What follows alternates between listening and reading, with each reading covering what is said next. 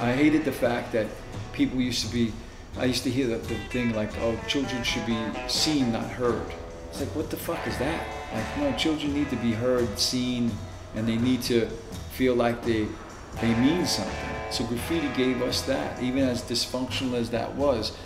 For city kids, there's that age where you need to find something, you know, and not everybody's gonna grow up to be a basketball player or a baseball player, like, you know. And in my neighborhood, you know, you're a gangster or you're a cop, you know, yeah, you could shoot some hoops, you could hit a ball with a bat. You know, I mean, I'm gonna do something a little bit different, you know. My name is Michael McClear, AKA Kaves. We were going through some rough patches in life, and my mother would take us down.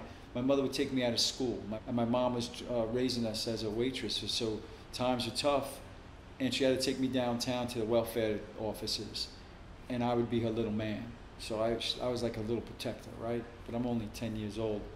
And taking the double R train and taking this train ride with her, and really like, now it was on my radar, and the insides, the tagging, but the outsides, the pieces, you know, was attracted to me. And then I was just like, oh, this is interesting. Like, now I'm really trying to find, like, I'm in the street with chalk trying to write something, zip zap. There was a lot of toy shit. It was mystical in a sense, because there was like this secret kind of society that you like it was like Tom Sawyer, and you kind of jumped into the Al Gang thing. And when you step down from off your block from tagging up on a pole, that's the first rush, like, oh man, no one's looking, boom, you know? The ink draws and you drips and you smell the ink, and then you're like, wow, I could tag on something else. You know, hop that turnstile and then step into the underground.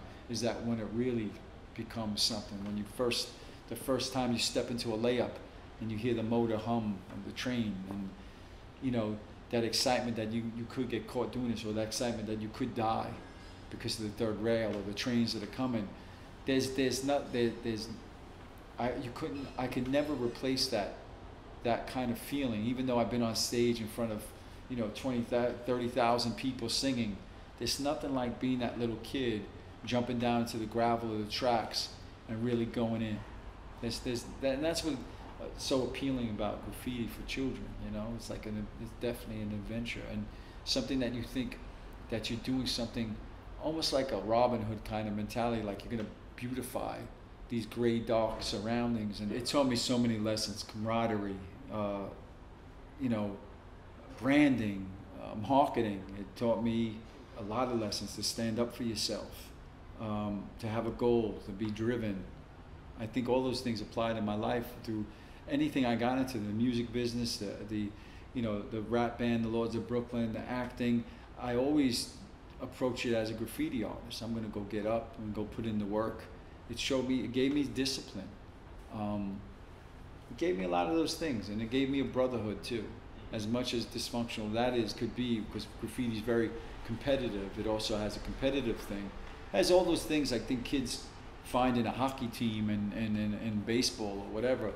So I was invited to do this whole car at City Hall layup. Is one of these famous layups that were a train station underneath the train station, and it was New Year's Eve. So while Dick Clark is celebrating and fucking 40 deuce and the ball's dropping, I had a promise that I always kept with my mother. And the promise was, no matter where you are, no matter what you're doing, when the ball drops, you have to be on the phone with me. And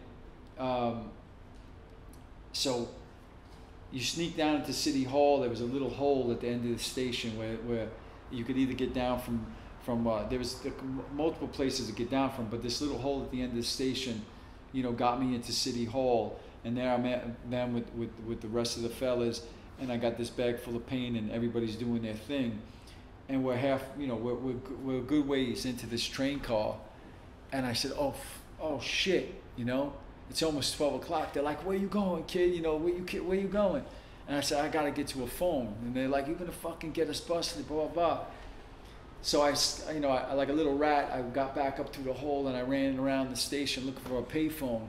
And you can imagine, I'm full of paint, soot, whatever. And the people on the station, I mean, probably were half drunk, whatever, from New Year's Eve. I'm on the phone, and my mother's like, "You all right?" I'm, "Yeah, I'm at so and so's party, you know." And like, she's like, "Oh, I want you to come home in a little while," you know. And the ball drops, and "I love you, Happy New Year."